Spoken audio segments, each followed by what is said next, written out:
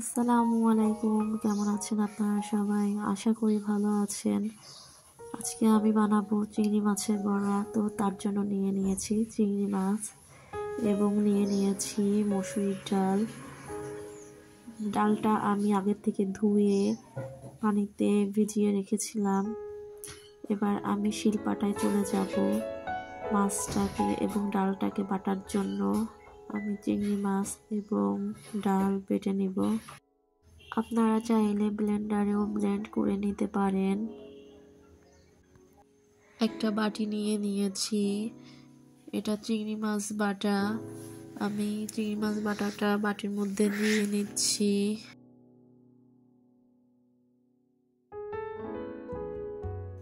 এবার দিয়ে নিচ্ছি ডাল বাটা, মসুরির ডাল বাটা। আমি চিংড়ি মাছের থেকে একটু কম ডাল বাটা নিয়েছি। দিয়ে দিচ্ছি পেঁয়াজ কুচি। আমি এখানে 2টা মাঝারি সাইজের পেঁয়াজ কুচি নিয়েছি। দিয়ে নিব কাঁচামরিচ কুচি। কাঁচামরিচটা আপনারা আপনাদের ইচ্ছে মতন দিবেন। আমি এখানে 5-6টা কাঁচামরিচ কুচি করে নিয়েছি। দিয়ে দিব চালের গুঁড়া হাফ কাপ।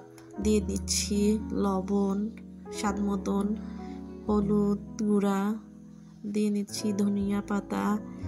এবার সবগুলো মিশ্রণ একসাথে ভালো করে মেখে নিতে হবে।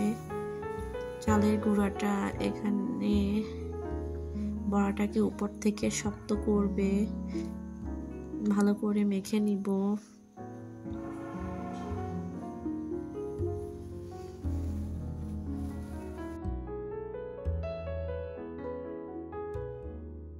মাখানো হয়ে গিয়েছে। এখন আমি চলে যাব চুলাতে।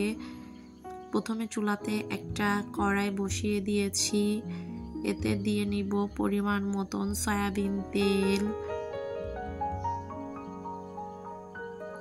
তেলটা গরম হয়ে গেলে এর মধ্যে চিংড়ি মাছের বড়াগুলো দিয়ে দিব।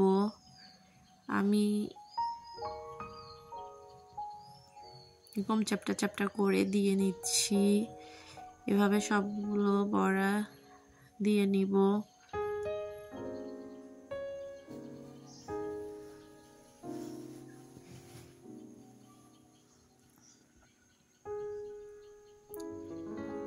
এক পাশ ভাজা হয়ে গেলে উল্টিয়ে দিব।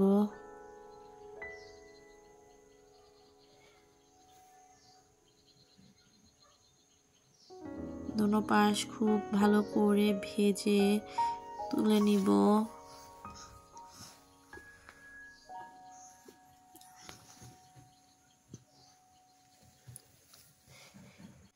এভাবে আমি সবগুলো বড়া ভেজে নিব।